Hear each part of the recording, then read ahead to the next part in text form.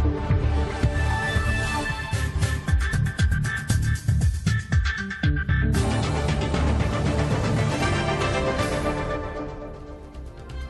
நலத்துறை அமைச்சர் சரோஜா 30 லட்சம் லஞ்சம் கேட்டு மிரட்டுவதாகவும் கொலை மிரட்டல் விடுப்பதாகவும் குற்றம் சாட்டிய பெண் அதிகாரி மீனாட்சி திமுக செயலைத் தலைவர் ஸ்டாலினை சந்தித்து பேசினார். சென்னை அண்ணா அறிவாலயத்தில் நடந்த இந்த சந்திப்பிற்கு பிறகு செய்தியாளர்களிடம் பேசிய மீனாட்சி, எனது உயிருக்கும் பணி பாதுகாப்பிற்கும் ஆதரவு தெரிவித்ததற்காக நன்றி கூறியதாக தெரிவித்தார்.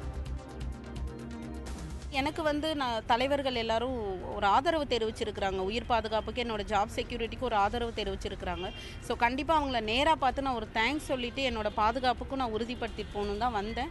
ஐயா இன்னைக்கு அப்பாயின்மெண்ட் கொடுத்துருக்காரு, வந்திருக்கிறேன். மற்ற தலைவர்களும் கொடுக்குறேன்னு சொல்லியிருக்கிறாங்க. கண்டிப்பாக நான் அவங்களே போய் மீட் பண்ணுவேங்க சார். பணம் கேட்டது இதை பற்றி நீங்கள் என்ன சொல்லுங்கள்? உறுதியாக இருக்கீங்களா நீங்கள் கொடுத்த? இல்லை, நடந்த விஷயத்தை தானே நான் சொல்லியிருக்கிறேன். கண்டிப்பாக அது ஃபர்தராக நான் ஸ்டெப் எடுப்பேன் சார். தேவைப்படும் போது நான் கண்டிப்பாக அதுக்குரிய ஆதாரங்கள் கொடுப்பேன், ஸ்டெப் எடுப்பேன். புதுக்கோட்டை மாவட்டம் நெடுவாசலில் ஹைட்ரோ கார்பன் திட்டத்திற்கு எதிராக 32வது நாளாக அப்பகுதி பெண்கள் மற்றும் இளைஞர்கள் போராட்டத்தில் ஈடுபட்டனர். ஹைட்ரோ கார்பன் திட்டத்திற்கு எதிராக அவர்கள் கோஷங்களை எழுப்பினர். காஞ்சிபுரம் மாவட்டம் படூர் ஊராட்சியில் மதுக்கடை திறக்கப்பட்டதை தொடர்ந்து அப்பகுதியை சேர்ந்த 3ஆம் வகுப்பு மாணவன் ஆகாஷ் ஏற்கனவே அறிவித்தபடி தன்னுடன் பயிலும் மாணவிகளுடன் படிக்கும் போராட்டத்தில் ஈடுபட்டுள்ளார்.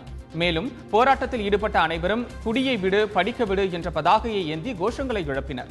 இதுகுறித்து அவர் பேசும்பொழுது, மதுக்கடையை மூடாவிட்டால் முதல்வர் அலுவலகம் முன்பு தனது போராட்டத்தை தொடரப்போவதாக தெரிவித்தார்.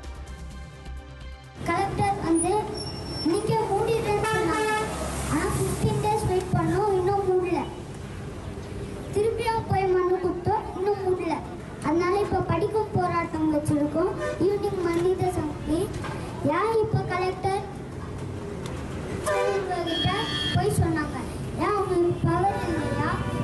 இல்ல அவங்க சொன்னா இந்த மதுக்கடையை மூட முடியாதா? இந்த மதுக்கடை மூடலன்னா நான் சீஃப் மினிஸ்டர் வாசல்ல போய் உட்கார்ந்து படிப்பேன். நெல்லை மாவட்டம் மேற்கு தொடர்ச்சி மலையில் உள்ள சேர்வலாறு அணைப்பகுதியில் வசித்து வரும் பழங்குடியின மக்கள் குடிநீர் தட்டுப்பாட்டால் தவித்து வருகின்றனர்.